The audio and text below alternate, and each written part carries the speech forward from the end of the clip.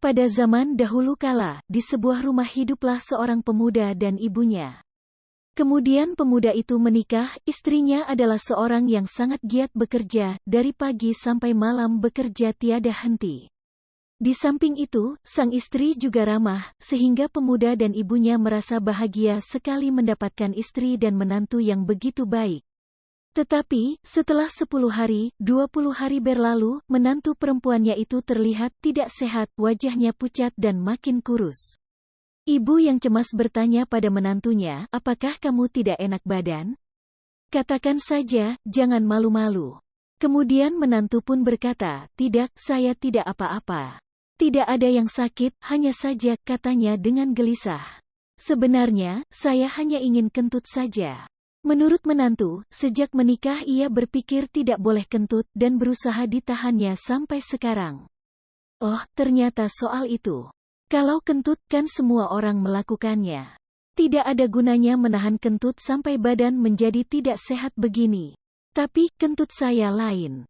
Tidak apa-apa. Lebih baik cepatlah kentut. Kalau begitu, maaf ya, kata menantu, segera menggulung lipatan bajunya ke atas, kemudian terkentut. Kentut yang sangat menggelegar. Tuut. Bunyinya seperti meriam menggelegar, dan hembusan anginnya sangat kencang, sehingga sang ibu diterbangkan anginnya sampai ke ladang kubis di seberang rumah. Saat itu anaknya pulang ke rumah. Ibu, apa yang engkau lakukan di situ? Ditanya begitu, ibu pun marah-marah pada anaknya. Menantu seperti itu harus pergi dari rumah ini. Berkata begitu, ibu memutuskan untuk memulangkan menantu ke rumah orang tuanya. Menantu mengemasi barang-barangnya, kemudian sang anak laki-laki mengantarkan sampai ke desa, bersama mereka berangkat dari rumah. Di tengah perjalanan ada sebuah jembatan yang terbuat dari pohon besar. 3 orang pedagang yang sedang berkelana melintasi jembatan itu, mereka sedang melempar dengan batu bermaksud untuk mengambil buah pir, tapi tidak berhasil. Melihat hal itu, menantu berkata, benar-benar mereka orang yang tidak berguna. Saya akan memperlihatkan bahwa dengan terkentut bisa mengambil buah itu. Ketiga pedagang mendengar perkataan menantu, perempuan ini telah mengolok kami. Katanya marah. Jika kalian bilang ambil, dan saya bisa mengambilnya dengan terkentut saja, lalu bagaimana? Baiklah. Jika kamu bisa mengambil buah pir dengan terkentut, maka akan kami beri kain dagangan kami ini beserta kuda-kudanya. Ketiga pedagang itu berujar. Menantu gembira, dan menyingsingkan lengan bajunya, kalau begitu, maaf ya, ia mulai terkentut. Tuuutt. Dan buah pir pun berjatuhan. Tung, tung, tung.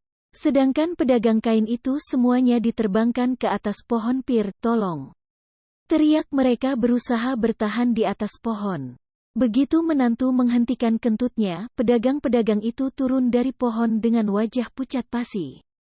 Sesuai perjanjian maka menantu mendapatkan 3 ekor kuda dengan semua kain-kainnya.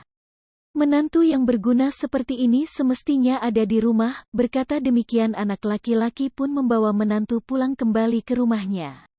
Kemudian didirikanlah sebuah ruangan di dalam rumah yang diberi nama Heya, ditulis Hehe Wuya, Hehe artinya kentut dan Wuya artinya ruangan, tempat di mana menantu melepaskan kentutnya saat ingin terkentut. Apakah ini adalah asal kata Bu Heya, ruangan, dalam bahasa Jepang? Entahlah apa benar begitu.